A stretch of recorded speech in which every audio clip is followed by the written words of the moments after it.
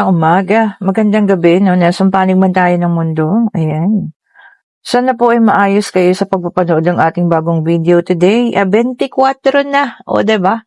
Napakabilis po. So, mamayang gabi 'no, Noche Buena na, ayan. Naku, maraming may pasok 'no, kagaya ko may pasok ako, pero okay lang, nasa bahay naman. So, sana po kayo yung mga nandiya-diyan sa inyo ngayon, siguro 'no, nag-iinat-inat pa sa higaan ano. Dito sa Pilipinas po maaaring sa ibang lugar 23 pa lang or kung ano man po ano. Pero karamihan dito sa'min nag-iinat-inat pa dahil umaga pa lang, ayan Okey, magpahinga muna dahil alam ko magiging busy kayo later. Ayan po. So, tingnan natin kung kaninong situational reading ang ating makukuha. Meron tayo ritong Ten of Cups, meron tayong The Chariot, meron tayong Page of Cups, tingnan pa natin. Meron tayo ditong Nine of Swords, okay, ayan Check pa natin, kung ano pa ang parating. Meron tayo rito, Three of Pentacles. Okay. Meron tayo dito, Eight of Cups. Okay po. And then, meron tayo rito, Four of Swords. Ayan. Check pa natin. Meron tayo ritong Queen of Pentacles. Okay po. So, ayan, kompleto na ang ating situational reading for today, ngayong umaga Bisperas ng Pasko. Ayan, December 24, 2025. O, ayan po Sa kompleto na rito, alam nyo, meron taong hihingi dito ng reconciliation or tawad sa'yo. Maaaring manggagaling po sa ibang lugar. Pwede kayong kasal. Ayan po Pwede rin namang hindi. Hindi niya na kinakaya, no? So, kailangan na niya talaga kayong makausap at hihingi po siya ng reconciliation. Sa pananahimik mo, ayan, sa hindi mo pagsasalita, hindi mo pag-post ng kung ano-ano sa social media, no? Doon siya lalong nag-iisip, doon siya lalong na-trigger na kailangan kanya ng puntahan. O, ayan siya rin po itong taong umalis sa'yo at siya po yung humihiling ngayon ng pag-uusap at reconciliation. So, ito, maaaring maganap to pwede ngayong Christmas. O, yan, pwedeng tomorrow na yan. Or pwede rin namang ngayong gabi, no, kung papunta na siya dyan sa iyo. And alam mo ba, sa reconciliation ninyo, lahat ng pain from the past will be removed. O, diba? So, lahat ng pain, hirap, sakit, nararamdaman ninyo para sa mga nakaraan, maaalis po yan. O, diba naman? So, ayan po So, haharapin ninyong parehas ang panibago, no? Panibagong pag-asa. Kung sakaling matutuloy ang reconciliation ninyo. Uy, ang ganda Ito, tingnan pa natin. Elaborate please. Ayan, biglang tumalon. And meron tayong The Fool. Okay, yan. So, sabi niya rito, no, talagang nagta-travel na siya. Kung malayo yan, At siya po ay talagang free ngayon, no? Walang karelasyon. Gusto niya talagang magkaroon kayo ng reconciliation. Ayan So, ikaw po, pwedeng tingnan mo naman, pwedeng ikaw ay makakapag-desisyon ng mahirap dito, ayan. So, mabigat na relasyon, desisyon ang paparating po, So, sabi nga whatever your decision is, diba po? May dala tayong number 8, ayan, para sa the strength, ayan. Meron ka pang self-doubt, pagdududa, ayan. Pero alam mo yun, mapapawi yun ng pagdududa mo na oras na magkita kayo ng taong ito. May mga emosyon, diba? Merong tuwa, merong yung nalulungkot, merong bumabalik lahat ng mga pangyayari, sa'yo. So, whatever, kung ano man ang maramdaman mo sa oras na magkita kayo, siguro that's also the time na makakapag-decide ka, kung ano man yung gusto mo talagang mangyari. Light of Wands, ayan po talagang, ito kasi pabalik din, sabi niya rito, buo na ang kanyang loob. Ayan. So, buo na ang loob niya. Meron tayo palang number 9, 0 pala yun. Sorry, kala ko number 9. So, may number 8 pa lang tayo, no? Buo ng kanyang kalooban po. Oh, same thing, no? Sa pangalawang deck, pag-uusap. Kailangan ng pag-uusap, masinsinan. Oh, kung sino man po makaka-resonate sa reading natin na ito, no? Pagbigyan nyo naman. Baka maaari, di ba? Lalo na kung mahal pa naman ninyo. And fully decided na po siya, oh. Ayan. Nakapili na siya. Siguro talagang iniwan niya na yung isa at ikaw yung kanyang napili po. Oh. Hopefully, no, sana para po sa inyo, no, bago man lang matapos ang taong ito or kahit after Christmas or before ngayong Christmas, no, magpakita na at magparamdam sa inyo ang taong ito. Lalo na kung matagal nyo nang hinahanap, no, matagal nyo nang iniintay.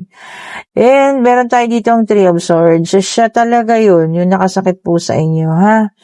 Yung sino man, yung taong nagkaroon kayo ng sobrang sakit na nararamdaman siya at siya po iyan. Oh, di ba naman? Okay, and ito ang ating pangatlong deck of cards. Ayan, ha?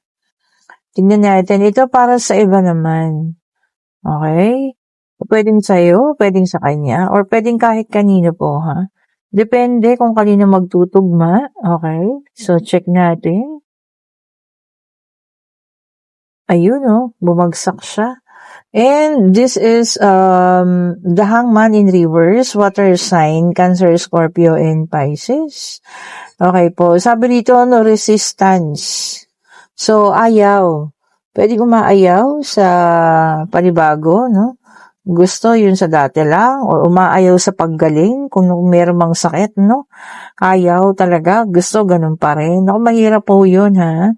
Kasi need talaga natin na umayos, need natin na maging mas, alam niyo yan, matino, o diba? O ano't ano man po yan, ha? And then meron tayong the full air sign naman ito, no? Naka-reverse na naman. Sabi niya dito na holding back. Ayun.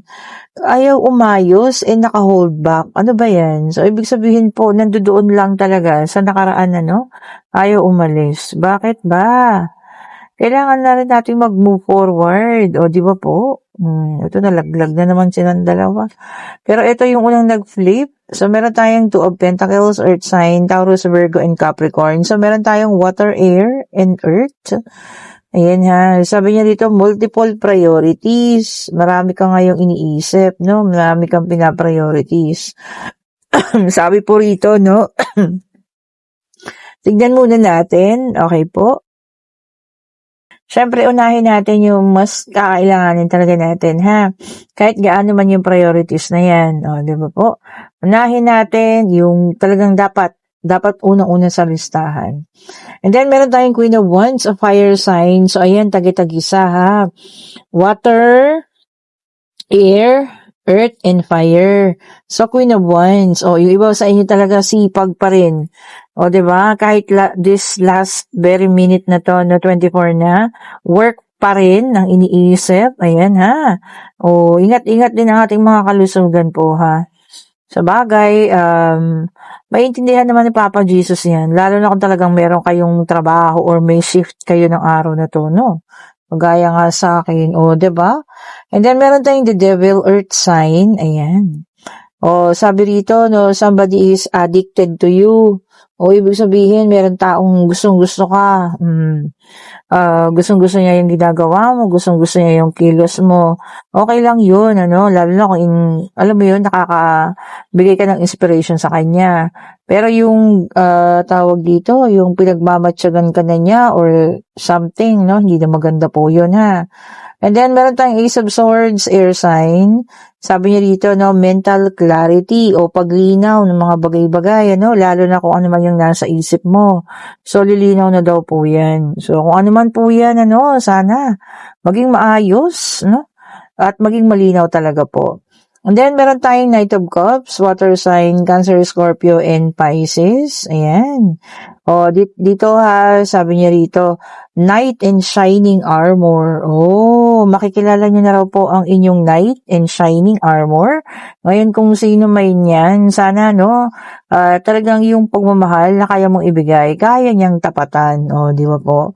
And then, meron tayong Seven of Cups, water sign ulit ito, Cancer, Scorpio, in Pisces. Sabi niya rito, no, for some of you, may mga illusions pa. Ayan ha.